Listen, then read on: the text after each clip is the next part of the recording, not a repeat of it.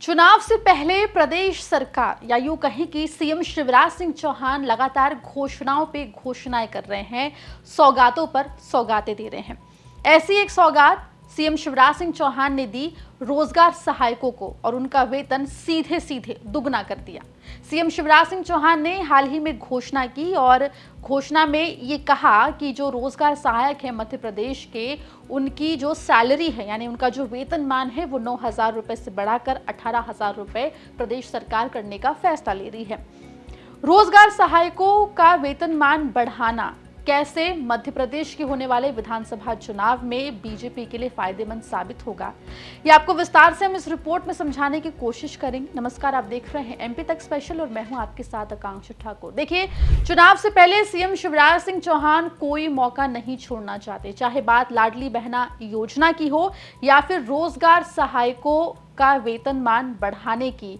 CM Shivraj Singh Chouhan trump card पे trump card खेलते हुए दिखाई दे रहे हैं। आपको बता दें कि हाल ही में सीएम शिवराज सिंह चौहान ने यह घोषणा की कि रोजगार सहायकों का जो वेतन है वो 9,000 रुपए से बढ़ाकर 18,000 रुपए कर दिया जाएगा। इसके बाद ये माना जा रहा है कि कुछ नहीं तो कम से कम 60,000 वोट्स पर सीधे सीएम शिवराज सिंह चौहान ने शिकंजा कस लिया है। ऐसा क्यों? दरअसल मध्य प्रदेश की बात करें तो मध्य प्रदेश में लगभग 20,000 रोजगार सहायक पोस्टेड हैं और रोजगार सहायक जो है उनकी अगर परिवार वालों की बात करें तो एक घर से कम 3 वोट मिलना तय माना जा रहा है। और ऐसे समय में जब रोजगार सहायक काफी लंबे अरसे से अपना वेतन बढ़ाने की मांग कर रहे थे और उनकी मांग को पूरा करने के बाद माना जा रहा है कि इसका फायदा सीएम शिवराज सिंह चौहान और बीजेपी को आने वाले विधानसभा चुनाव में मिलेगा, तो ऐसे में ऐसा माना जा रहा है कि 50,000 से ज्यादा वोट सीधे सीधे बीजेपी को अब मिल सकते हैं।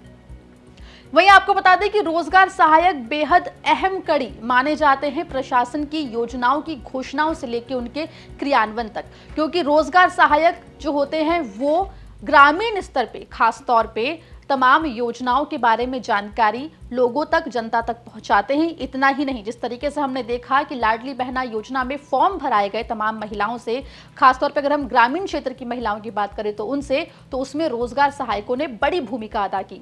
रोजगार सहायकों ने घर घर जाकर लाडली बहना योजना के फॉर्म्स फिल कराए।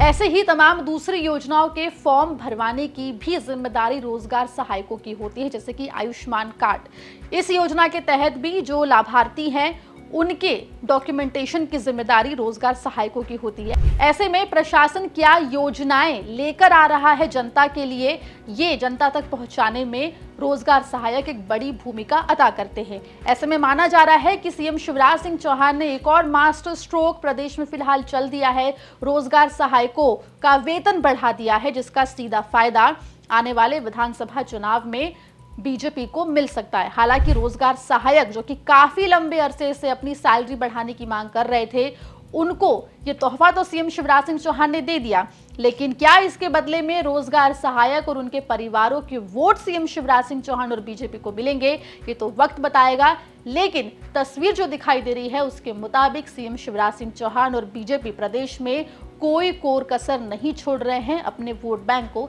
साधने में। ये खबर और ये इन्फॉर्मेशन आपको कैसे लगी, कमेंट बॉक्स में जरूर बताएं और मध्य प्रदेश से जुड़ी तमाम खबरों के लिए बने रहिए एमपी तक के साथ।